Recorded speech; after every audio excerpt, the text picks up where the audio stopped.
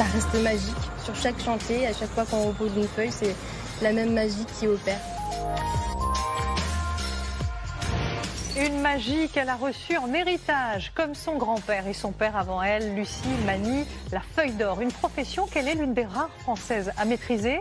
À seulement 28 ans, elle a repris l'atelier familial à Paris, une entreprise au carnet de commandes impressionnant. Parmi ses clients, les Invalides, le château de Versailles et même le palais de l'Élysée.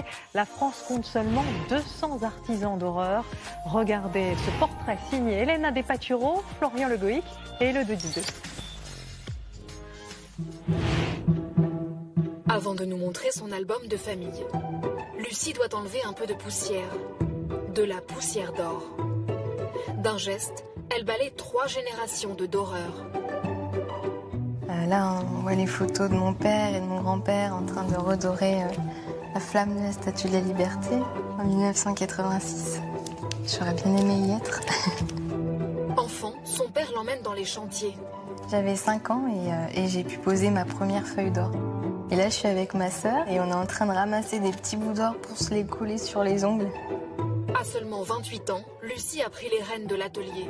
Elle gère désormais un empire à la renommée internationale. Son défi, redorer un savoir-faire oublié. On se bat pour être encore là. Et c'est vrai que ça aurait été très difficile que ce métier disparaisse. Il y a toujours ce pouvoir attractif de l'or. Ça s'explique pas en fait. Je crois que faut poser une feuille pour comprendre. Dans quelques jours, la jeune doreuse supervisera un chantier de taille à l'Élysée. Ce matin-là, Lucie a la pression. Son père, son grand-père et son frère vont découvrir sa dernière réalisation au Crillon, un palace parisien. Voilà, c'est là-haut que ça se passe. Il y a quand même un côté technique assez complexe à mettre en œuvre pour avoir le dégradé. La réalisation est vraiment super. Elle a osé mélanger de la peinture et un or mat très moderne. Face à son grand-père Robert, 89 ans, c'est le choc des générations. Ça vous impressionne? Un peu. C'était pas mon époque. Moi, je suis rentré dans le métier, j'avais pas 14 ans. Je pensais que je serais incapable de faire ce métier.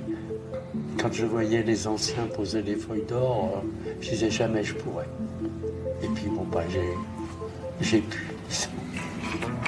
60 ans plus tard, Lucie passe son CAP de doreuse. Très vite, elle décroche des chantiers à plusieurs milliers d'euros. Ses créations surprennent. Avec son frère, elle s'attaque à l'international. L'atelier familial se la joue start-up. Quand? Jeudi à Londres. En projet joaillerie, il y en a au moins 4 à 5. En simultané. Oui. Miami, ça se passe comment? Pour se démarquer, Lucie répond aux demandes les plus folles des clients. C'est sans limite, voilà. On a déjà doré une mannequin complètement nue, on l'a recouverte de feuilles d'or, c'était très beau. Il fallait aller très vite parce que quand on recouvre les pores de la peau, il faut se dépêcher puisque ça empêche de respirer. Moderne et artisanale à la fois. Au premier étage, Lucie et son frère ont conservé l'atelier familial, passé de 5 à 80 salariés. C'est son père Fabrice qui lui a tout appris. Nous les retrouvons sur ce chantier titanesque, un futur grand magasin au cœur de la capitale. À plusieurs mètres du vide, Lucie doit protéger l'or du vent. On est avec du 23,5 carats, donc c'est presque de l'or pur. Donc on est sur une matière noble et on fait attention à ne pas en gâcher. Sur chaque chantier, à chaque fois qu'on repose une feuille, c'est la même magie qui opère. Sous le regard exigeant de son père, Lucie a dû faire ses preuves, travailler 2 fois plus pour se faire un prénom.